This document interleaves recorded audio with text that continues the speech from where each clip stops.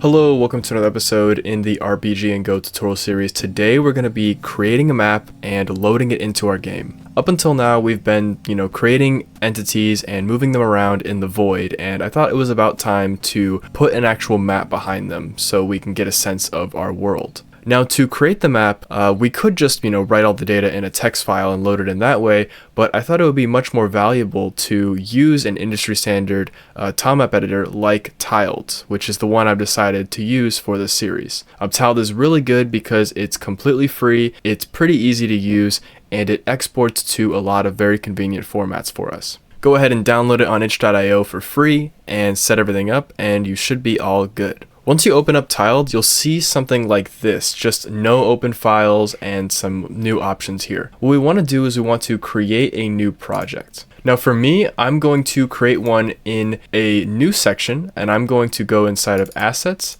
and then I'm going to go inside of here, I'm going to do new folder. I'm going to create one called, let's say, maps.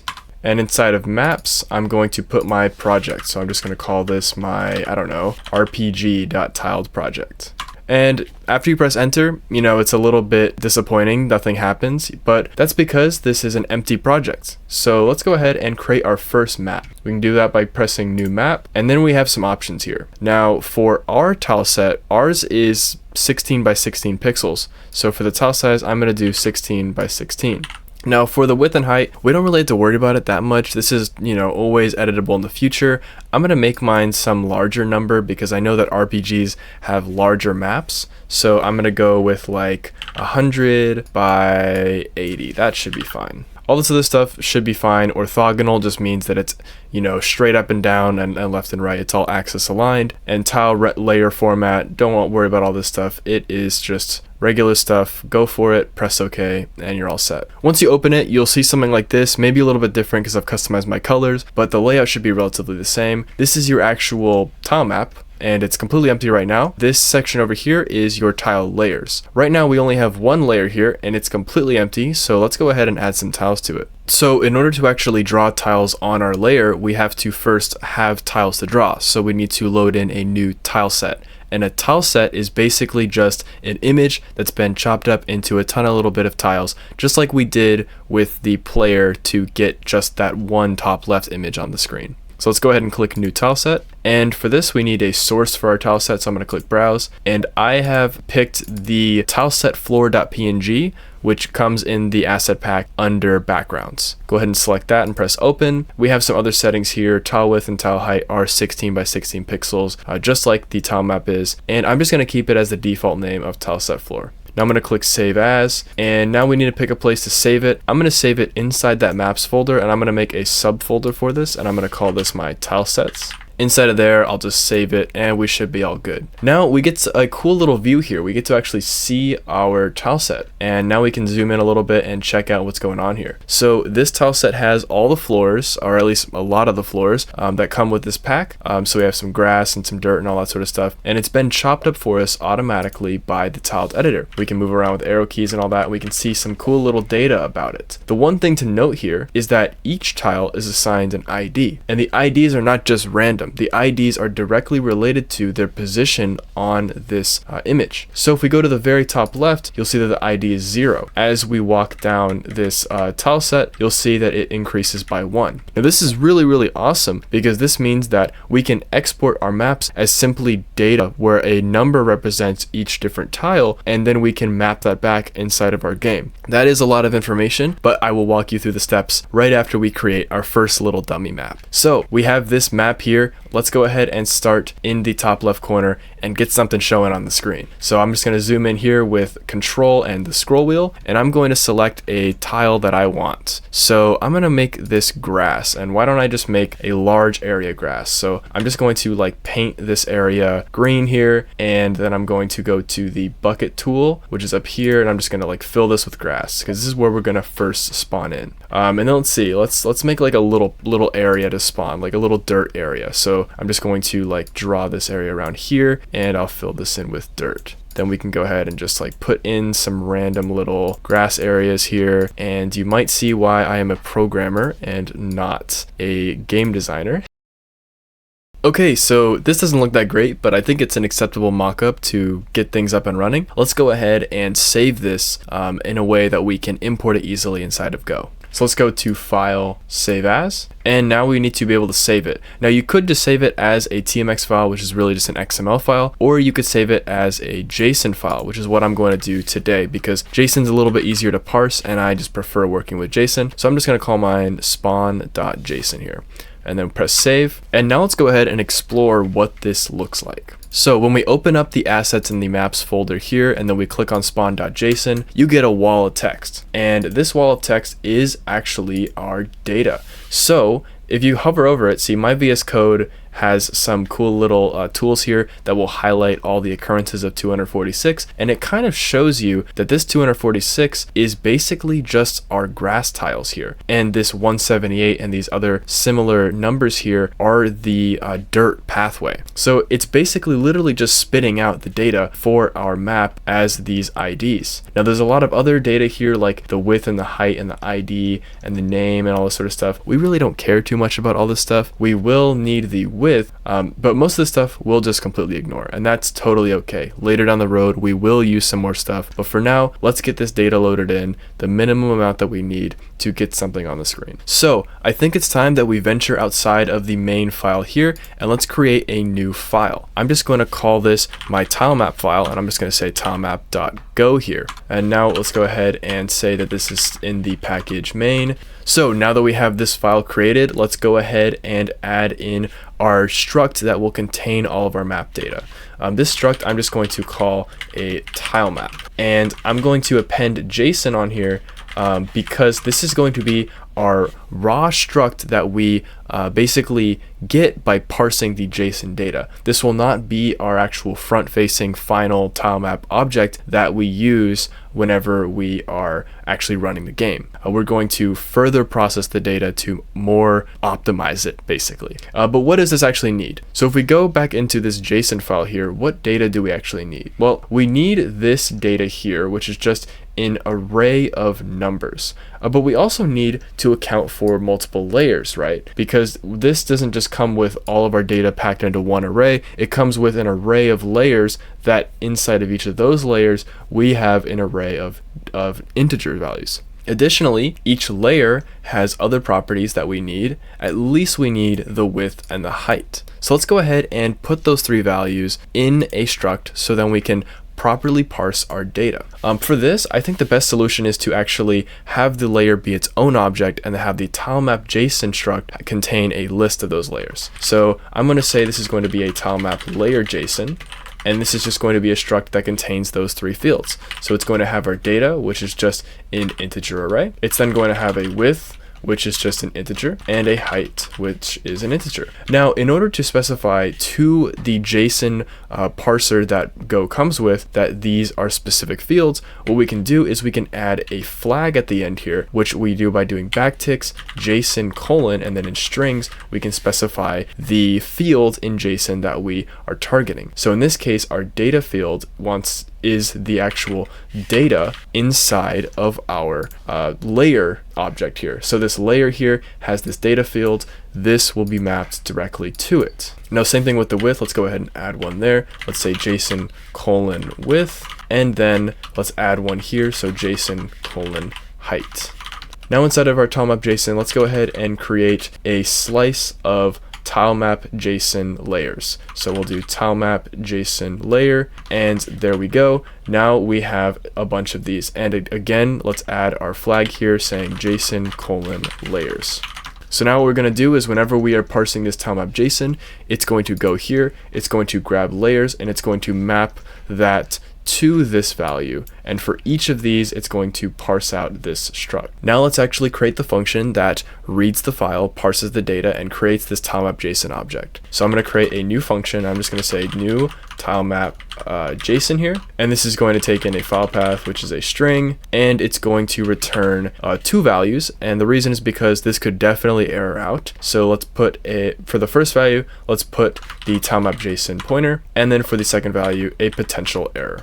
Now, what is the first step to parsing JSON to this object? The first step is to read the contents of the file. We grab the file contents by doing contents error colon equals, and then we can say os.readFile and just pass in that file path. Now os.readFile will just read the entire contents of the file to a string. Now what we can do is we should probably handle this error. So if this error is not nil, then let's just return early nil for the tilemap.json and the error. Now we can keep on going. We can actually use this content to parse it to our tilemap.json. The first step to do that is to create basically a blank object of our tilemap.json. So the way we can do that is we can just say var, let's say tilemap.json here, and then for the type, I'll say tilemap.json. This will just create like basically just a default object for tilemap.json. Now what we can do is we can use the JSON package that comes with the Golang standard library.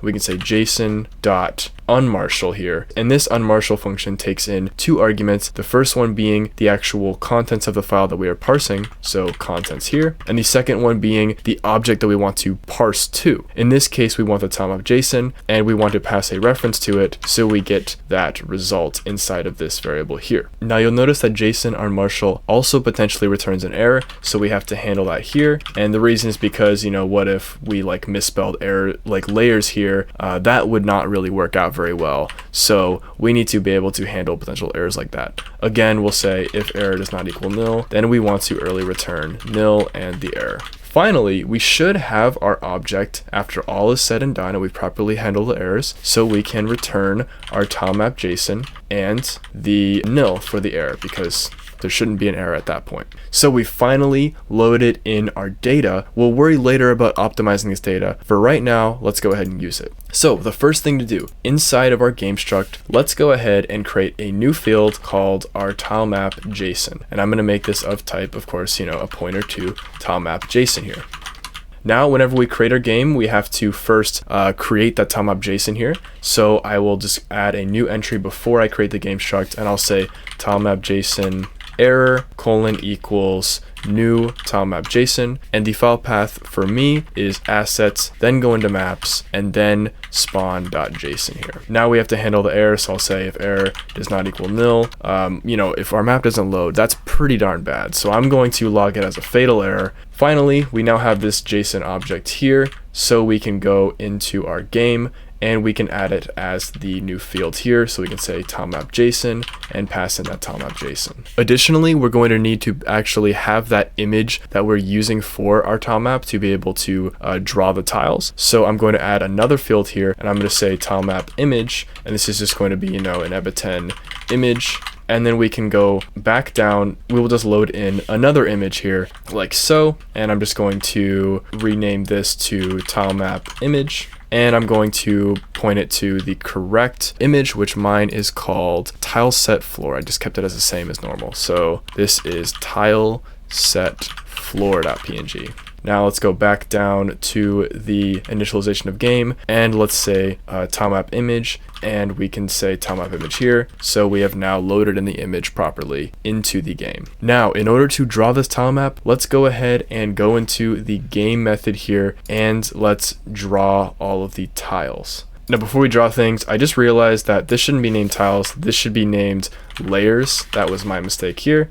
So there we go. That's a more idiomatic name. I don't know why I called it tiles. Back inside of game, now we want to actually draw our tiles here. So let's go ahead and go to the game method, and before we draw any of our sprites, let's add the code to draw all of our layers. Now we only have one layer right now. We have that default tile layer 1, but this is kind of future-proofing that drawing idea. So the first step is to loop over the layers, right? So let's do for underscore layer colon equals range g .tilemap.json.layers. This will give us our tilemap layered JSON object. And so now what we can do is we can loop over tiles inside of this layer. And for this, we want to actually capture the index. So I'm going to say for index ID colon equals range layer dot data here. And this will grab the index of the data, basically the position. So, you know, this would be 0, 1, 2, 3, etc., etc. And then the second value would be the actual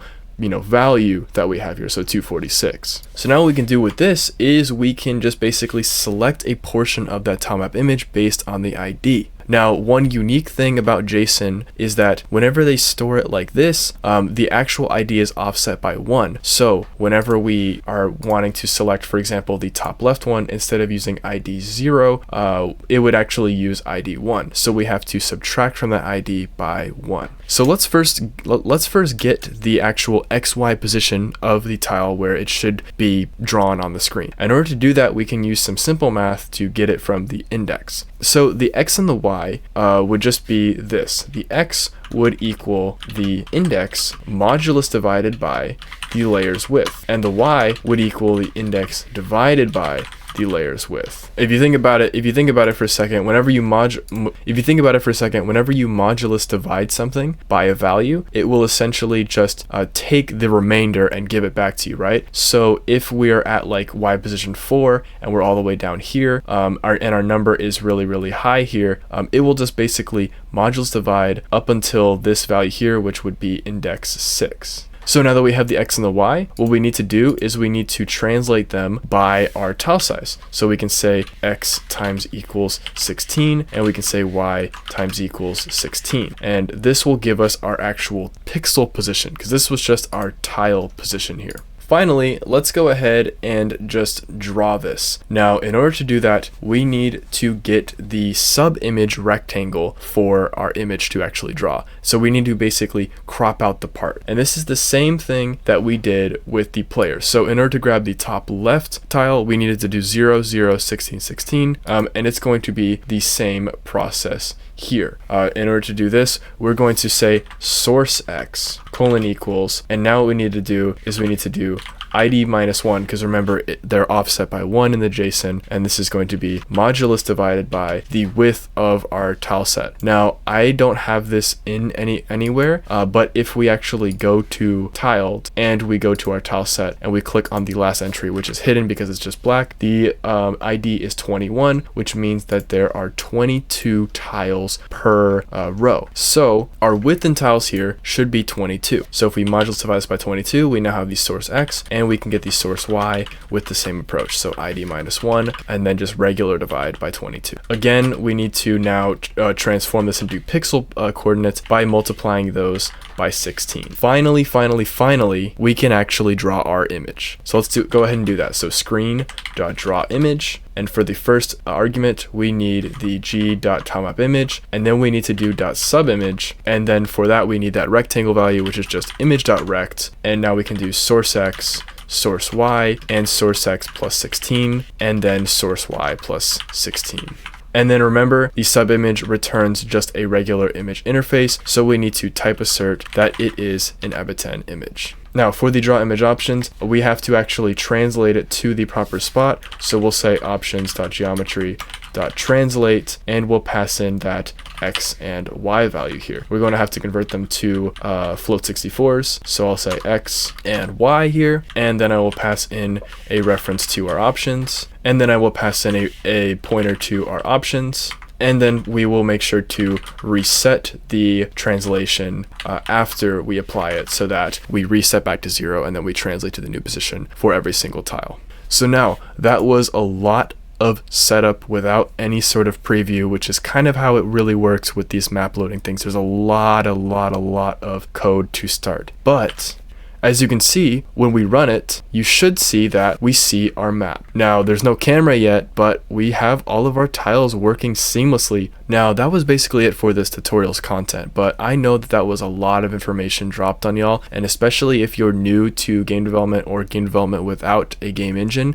this is a lot of different concepts all bundled into one video. So let's go ahead and walk through this one by one. So, after we export the data to JSON, the data is exported in an array. The array contains basically a long list of the IDs, where the number here is the ID of the tile on the image, and the position of the tile is determined by its position inside of the array. So for example, this tile here would be at position on the x-axis 2 and on the y-axis 0. This tile here would probably be the y position of 1. So that's basically how that data part works. Now for tilemap loading, to load it from a JSON, this is just the standard procedure for parsing JSON files in Golang. you just create structs and give them these tags so it knows how to resolve where to put the data. You just put whatever you want and the rest of the data is discarded. We get that object and then we return it. Putting them inside of the game struct should be pretty straightforward. We need access to them inside of our draw and update methods here, and so I thought it would make sense to put them inside of our actual game struct. The drawing part is where it really gets crazy. The first thing we have to do is we loop over the layers. The second thing we have to do is we have to